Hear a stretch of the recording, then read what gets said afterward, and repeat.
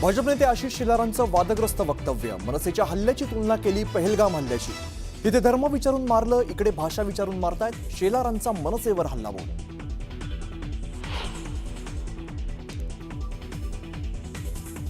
भोजपुरी अभिनेता निरुहाचं वादग्रस्त विधान. मला मराठी येत नाही, दम असेल तर महाराष्ट्रातून बाहेर काढून दाखवा.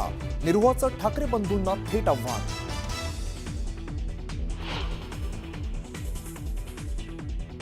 10 दिवसांच्या बाळाच्या पोटावर गरम विळ्याने दिले तब्बल 39 चटके. अमरावतीच्या मेळघाटातील धक्कादायक प्रकार.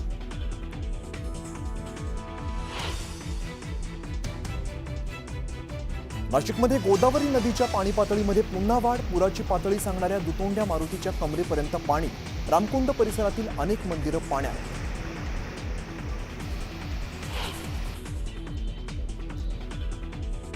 दौंडच्या स्वामी चिंचोली अत्याचार प्रकरणी 2 आरोपींना बेड्या. पंढरपूरला निघालेल्या मुलीवर आरोपींकडून अत्याचार.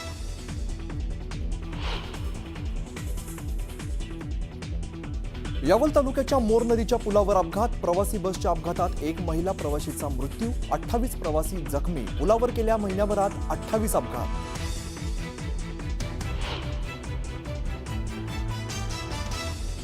पालघरला मुसळधार पावसानं झोडपलं. सूर्या प्रकल्पाच्या धामणी धरणातून पाण्याचा विसर्ग. सूर्या नदीच्या पातळीत वाढ.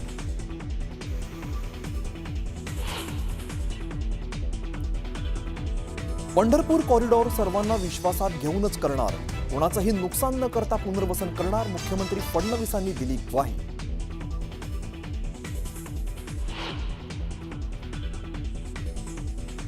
आणि पंढरपुरात भाविकांचा उसळला महासागर. टाळ मृदुंगाच्या गजरात वारकऱ्यांच्या उत्साहाला उधाण. दर्शनासाठी लांबच लांब रांगा.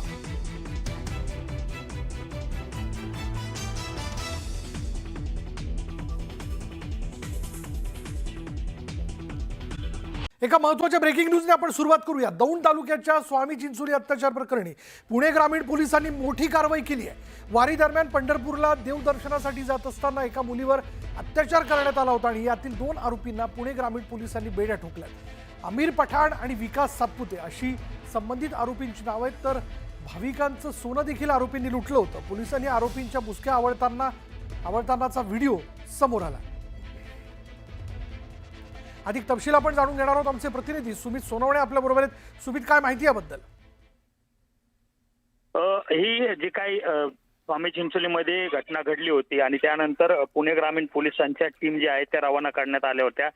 मोठी चौकशी करण्यात येत होती. मात्र पोलिसांनी या सगळ्या आरोपींना अटक केली. यामधील दौंड पोलिसांच्या एका टीमने एका रांजणगाव या ठिकाणी असलेल्या, त्यांना टीप लागली होती की रांजणगाव या ठिकाणी आरोपी जो आहेत हा थांबलेला आहे. त्यामुळे या टीमने त्या ठिकाणी जाऊन त्या आरोपीला अटक करण्यात आली, त्याला पकडण्यात आलं. मात्र त्यांनी तिथं विरोध केला. आपल्याला जर सीसीटीव्ही दिसत असेल तर त्या सीसीटीव्ही मध्ये त्यांनी विरोध करताना दिसतोय.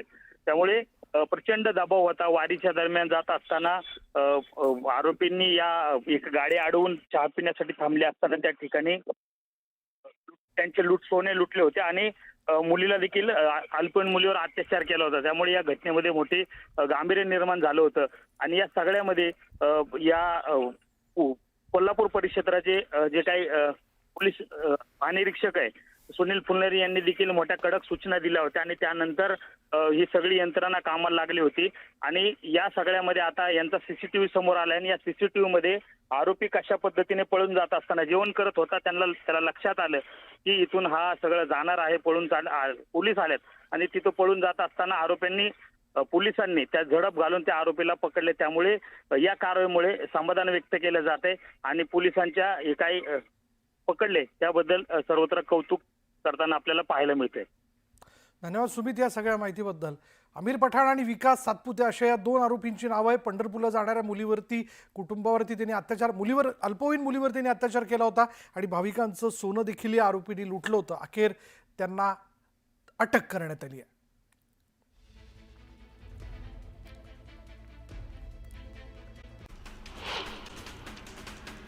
पालघर जिल्ह्याला पावसाचा ऑरेंज अलर्ट देण्यात आला आहे. रात्रभर पडलेल्या मुसळधार पावसामुळे धामणी धरणाचे 5ही दरवाजे उघडण्यात आले.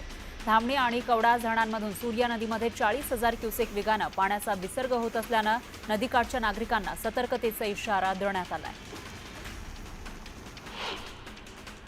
वसई विरारसह नालासोपाऱ्याला मुसळधार पावसानं झोडपलेला आहे. नालासोपाऱ्यातील संकेश्वर नगर, आचोळे रोड, गालानगर परिसरामध्ये रस्त्यांना नद्यांचं स्वरूप प्राप्त झालं. गोदावरी नदीच्या पाणी पातळीमध्ये वाढ झाली, त्यामुळे दुतोंड्या मारुतीच्या कमरेपर्यंत पाणी आलं. गंगापूर धरणातून गोदावरी नदीपात्रामध्ये पाण्याचा विसर्ग होत असल्यानं नदीच्या पाणी पातळीत वाढ झाली. रामकुंड परिसरातील मंदिरंही पाण्याखाली गेली. नाशकात मुसळधार पावसामुळे गोदावरी नदीच्या पाणी पातळीत वाढ झाली. यावेळी भाविकांना दशक्रिया विधीही रस्त्यावर करण्याची वेळ आली. तर रामकुंड, लक्ष्मणकुंड आणि गांधी तलावाचा भाग पाण्याखाली गेला. त्यामुळे धार्मिक कार्य रस्त्यावर करावे लागत आहेत. नाशिकमध्ये मुसळधार पावसानंतर गंगापूर धरणातून रामकुंडात पाण्याचा विसर्ग वाढवण्यात आला होता. यावेळी रामकुंडात एक तरुणही अडकला होता. मात्र या तरुणानं काही तास सिमेंटच्या खांबाचा आधार घेऊन तग धरला, त्यामुळे त्याचे प्राण वाचले. स्थानिकांसह रेस्क्यू टीमनं तरुणाला बाहेर काढलं. यंदा मान्सूनपूर्व पावसानं जोरदार हजेरी लावली, त्यामुळे अकोला जिल्ह्यामध्ये अनेक शेतकऱ्यांनी पेरण्या पूर्ण केल्या. पेरण्या पूर्ण झाल्यानंतर पिकांना अंकुरही फुटलेत. मात्र अंकुरित पिकावर वाणी किडीनं हल्ला केलाय, त्यामुळे कपाशीसह सोयाबीन आणि तुरीचं पीक धोक्यात आलंय. जळगावच्या चोपडा तालुक्यातील पर्वतरांगांमध्ये मुसळधार पाऊस कोसळतोय. पावसामुळे चोपडा तालुक्यातील चौगाव किल्ल्याच्या बाजूला असलेला धबधबा ओसंडून वाहू लागलाय. साईबाबांच्या शिर्डीतही आषाढीचा मोठा उत्साह पाहायला मिळतोय. यावेळी दर्शनासाठी आलेल्या साई भक्तांना साबुदाण्याचा खिचडीचा महाप्रसाद देण्यात आला. श्री मंगळग्रह मंदिरात मंगळग्रह देवतेला विठ्ठल रूपात सजवण्यात आलं होतं. भक्तांनी याला विठुरायाचं आगमन मानत भक्तिभावानं दर्शन घेतलं. मंदिर ट्रस्टच्या वतीनं विशेष सजावट करण्यात आली होती. पाचोरा तालुक्यातील अंतर्ली गावातही भक्तिमय वातावरण पाहायला मिळालं. पाचोरा भडगाव मतदारसंघाचे आमदार किशोर पाटील यांनी सपत्नीक विठ्ठलाची महापूजा केली. यावेळी सर्वांच्या आयुष्यात समाधान, शांतता आणि समृद्धी लाभावी यासाठी विठुरायाला साकडं घातलं. सिल्लोडमधील शास्त्रीनगर परिसरातील विठ्ठल रुक्मिणी मंदिरात सकाळपासूनच भाविकांनी मोठी गर्दी केली. मंदिर परिसरात विविध प्रतिष्ठानाच्या वतीनं साबुदाण्याच्या खिचडीसह फळांचं वाटप करण्यात आलं. पुण्यातील विठ्ठलवाडीमधील मंदिरात विठुरायाच्या दर्शनासाठी पुणेकरांनी मोठी गर्दी केली.